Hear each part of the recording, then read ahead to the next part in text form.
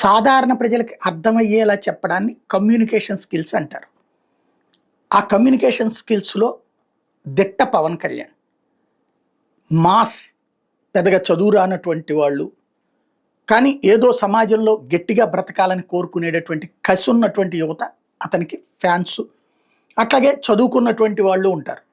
ఈ బ్యాచ్ అంటే మాస్‌గా ఉండేటటువంటి బ్యాచ్‌కి ఎక్స్‌ప్లెయిన్ చేయడం అనేటటువంటిది చాలా కీ పాయింట్.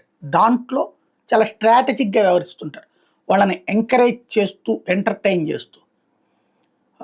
ఇవాళ అఖండ గోదావరి ప్రాజెక్టు రాజమండ్రి దగ్గర ప్రారంభించారు. దాంట్లో టూరిజం ప్రాజెక్ట్ అనమాట. లక్షలాది మందికి కోట్లాది పర్యాటకులకి ఆకర్షించేందుకు సంబంధించినటువంటి పలు ప్రాజెక్టుల ఇనాగరేషన్‌లో తొలి రోజు కార్యక్రమంలో పవన్ కళ్యాణ్, రేపు మలి రోజు కార్యక్రమంలో చంద్రబాబు పాల్గొబోతున్నారు. గజేంద్ర సింగ్ షెకావత్ కేంద్ర మంత్రి వచ్చి దాన్ని ఇనాగరేట్ చేశారు. ఈ సందర్భంగా ఎక్స్‌ప్లెయిన్ చేసిన తీరు చాలా బ్యూటిఫుల్ అనమాట.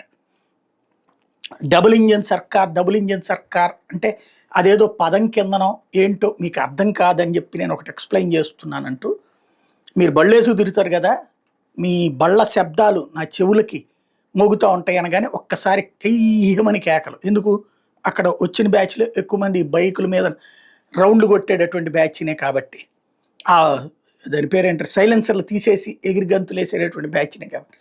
ఆ టెంపర్ ఒక్కసారికి కనిపించింది. అప్పుడు మీ బండికి ఎట్లయితే సీసీ ఎంత ఎక్కువ సీసీ ఉంటే అంత పవర్‌తో బండి మూవ్ అవుతుందో, అట్లాగే రాష్ట్రంలో అభివృద్ధి జరగాలంటే కేంద్రం అనేటటువంటి సీసీ పవర్, ఎక్స్ట్రా పవర్ అది.